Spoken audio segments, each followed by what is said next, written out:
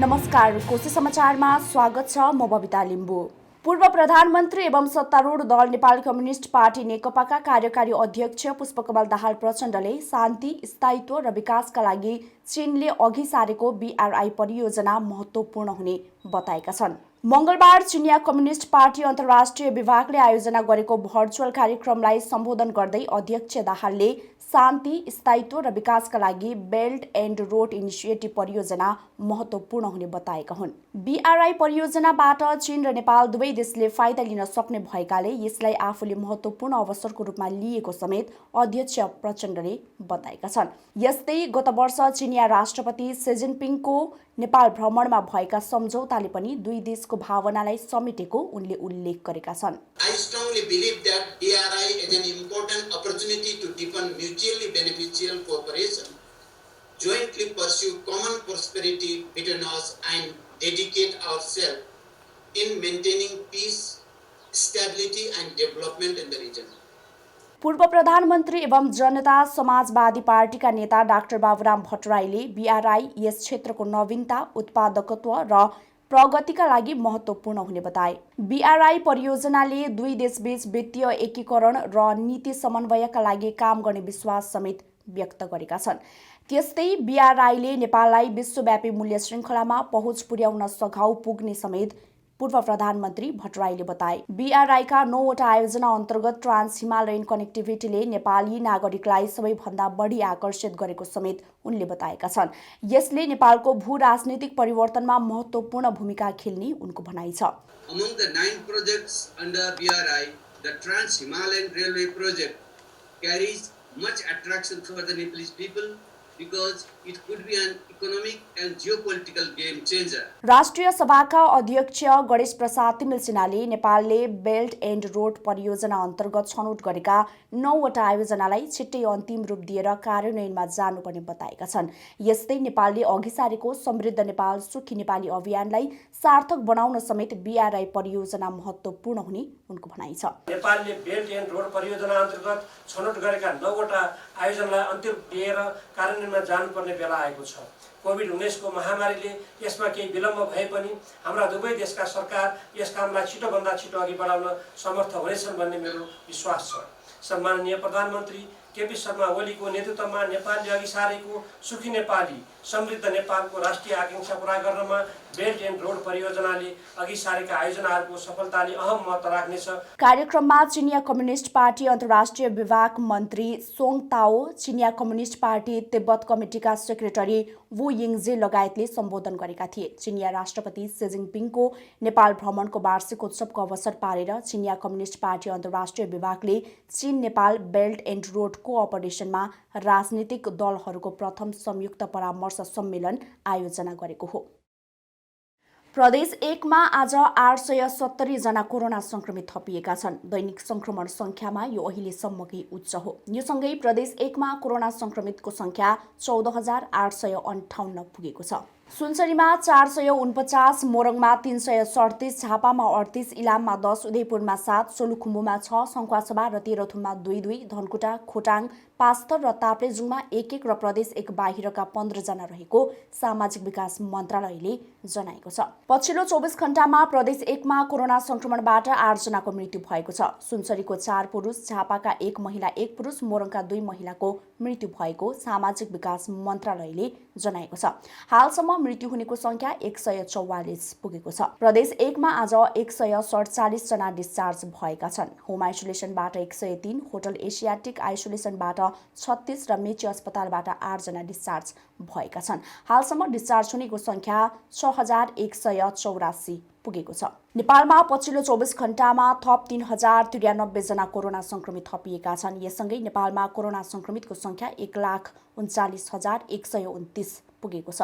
स्वास्थ्य तथा जनसङ्ख्या मन्त्रालयका अनुसार मंगलबार 2108 जना कोरोना संक्रमित डिस्चार्ज भएसँगै हालसम्म डिस्चार्ज हुनेको संख्या 96,609 पुगेको छ। पछिल्लो 24 घण्टामा 13,861 जनाको PCR परीक्षण गरिएको स्वास्थ्य मन्त्रालयले जनाएको छ।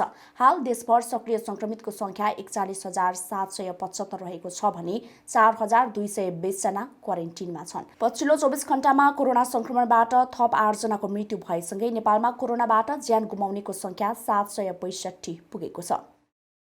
काठमाडौँको त्रिपुरेश्वरमा ट्राफिक लाइट जडान गरिएको छ। रोटरी क्लब अफ त्रिपुरेश्वरको सहयोगमा ट्राफिक लाइट जडान गरिएको महानगरीय ट्राफिक प्रहरी महाशाखाले बताएको छ। ट्राफिक लाइट जडान गरी महाशाखालाई हस्तान्तरण गर्न आयोजित कार्यक्रममा महानगरीय ट्राफिक प्रहरी प्रमुख एसएसपी भीमप्रसाद ढकालले विभिन्न सङ्घ संस्था र स्थानीय तहसँगको समन्वयमा उपत्यकाका विभिन्न स्थानमा रहेका ट्राफिक लाइटको मर्मत गरी सञ्चालन गरिएको बताए। आजसम्म काठमाडौँ उपत्यकाका 26 स्थानमा ट्राफिक लाइट सञ्चालनमा आइसकेको पनि उनले बताएका छन्।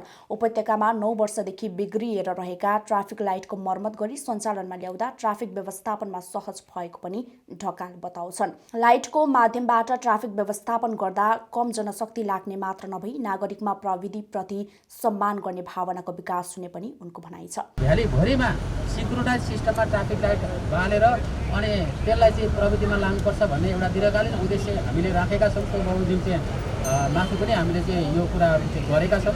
एउटा चोकमा ट्राफिक लाइट भयो भने कि अहिले हामीले यही चोकमा 8-9 जना दैनिक खटाउनु पर्थ्यो। अब यो ट्राफिक लाइट भइसके पछाडि हाम्रो चाहिँ 6 जना मान्छे हामी निकाल्न सक्छौँ। 3 जनाले यसलाई निगरानी गर्न सक्छ। 6 जना चाहिँ हामी ट्राफिक नभएको ठाउँमा हामी खटाउन सक्छौँ। उपत्यकाको ट्राफिक व्यवस्थापनलाई प्रविधिमा लैजाने योजना अनुरूप विभिन्न स्थानमा बिग्रिएर रहेका लाइटहरूको मर्मत गरी प्रयोग गरिएको ढकालले बताए। यस्तै उपत्यकामा रहेका सबै सीसी क्यामेरा मार्फत निगरानी गर्ने कार्यलाई पनि प्राथमिकताका साथ कार्यान्वयनमा ल्याएको छ। ट्राफिकबाट दिइने कुनै पनि सेवालाई अनलाइन मार्फत गर्ने व्यवस्था गरिएको उनी बताउँछन्। कुनै पनि सवारी साधन कारबाहीमा परेमा सडकबाटै तत्काल राजस्व बुझाउन सक्ने प्रणालीको विकास गर्न लागि पनि ढकालले जानकारी दिए। कोभिड संक्रमणको जोखिम बढ्दै गएको अवस्थामा चिल्लो खाद्य वस्तु कम खान पोषणविद डाक्टर मनसा थापा ठकुराठीले सुझाव दिएकी छिन्। दशैंको समयमा छोटो अवधिमा धेरै प्रकारका खाद्य वस्तु खाँदा रोग प्रतिरोधात्मक क्षमतामा कमी आउने डाक्टर ठकुराठीले बताइन्। खास गरी दशैंमा माछा मासु, पेय पदार्थ, मिठाईजन्य वस्तुहरूको उपभोग बढी गरिने प्रचलन रहेकाले त्यसलाई कम गर्न उनले सुझाव दिइन्। कोभिड-19 संक्रमणसँग लड्न खानेकुरामा विशेष ख्याल गर्नुपर्ने र दशैंको बेला ख्याल नहुन सक्ने भन्दै विशेष ध्यान दिन उनले जोड दिएकी छिन्। मासु र दही शरीरका लागि आवश्यक खाद्य वस्तु भएको तर ठिक मात्रामा मात्र खान आग्रह गरेकी छिन्। स्वास्थ्यको वास्ता नगरी धेरै मात्रामा खानेकुरा खाँदा छिटो मोटोपन बढ्ने र त्यसले शरीरमा असजिलो ल्याउने मात्र नभई रोग व्याधि समेत आउन सक्ने भएकाले ख्याल गर्नुपर्ने डाक्टर ठकुराठी बताउँछिन्। मोटोपन बढ्दा ब्लड प्रेसरमा उतार चढाव हुने, मुटुमा समस्या आउन सक्ने, रगतमा चिनीको मात्रा बढ्ने लगायतका समस्या आउने भएकाले पनि ध्यान दिनुपर्ने उनले बताइन्। दशैंका बेला मुला, काँक्रो, कागतीको सेवन दैनिक रूपमा गर्न पनि उनले सुझाव दिएकी छिन्। कोभिड-19 संक्रमणको उपचार आफ्नै खर्चमा गर्नुपर्ने सरकारको निर्णय तत्काल फिर्ता गर्नुपर्ने कांग्रेस नेताहरूले बताएका छन्। नेता प्रकाश मान सिंहले सरकारले गरेको निर्णय संविधान विपरीत भएको टिप्पणी गरेका छन्। उनले संविधानले ग्यारेन्टी गरे अनुसार सरकारले नागरिकको जीवन र स्वास्थ्य सुरक्षा गर्न असफल भएको समेत बताए। कोभिड-19 संक्रमण अत्याधिक बढ्दै गएको अवस्थामा सरकार पछाडि हटेर आफ्नो उपचार आफै गर्न भन्नु गैर जिम्मेवारपूर्ण कदम भएको उनको आरोप छ। सरकार कोरोना संक्रमण रोकथाम र नागरिकको जिउने अधिकारको विषयलाई बेवास्ता गर्दै गैर जिम्मेवार रूपमा प्रस्तुत भएको उनको भनाइ छ।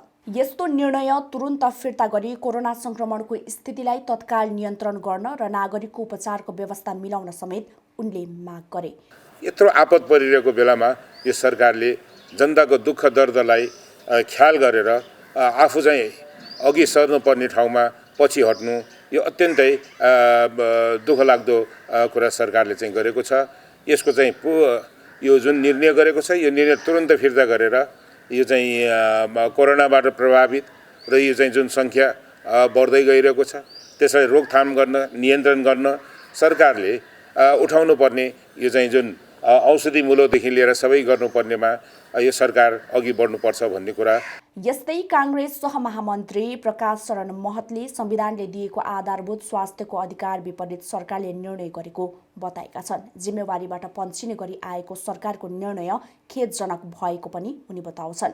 काङ्ग्रेसले दशैंपछि सुरु हुने संसदको विशेष अधिवेशन र सडक मार्फत समेत विरोध गर्ने उनको भनाइ छ। सरकारमा बस्नेहरूले राज्य कोषलाई आफू खुसी खर्च गर्न हुने तर जनताको आधारभूत आवश्यकता पूर्ति गर्नतर्फ साधन स्रोत भएन भनेर पन्छिन खोज्नु गैर जिम्मेवारपूर्ण कदम भएको उनले उल्लेख गरे। हवस् त कोशी समाचार आजलाई यति नै। हेर्दै गर्नुहोला कोशी अनलाइन टिभी।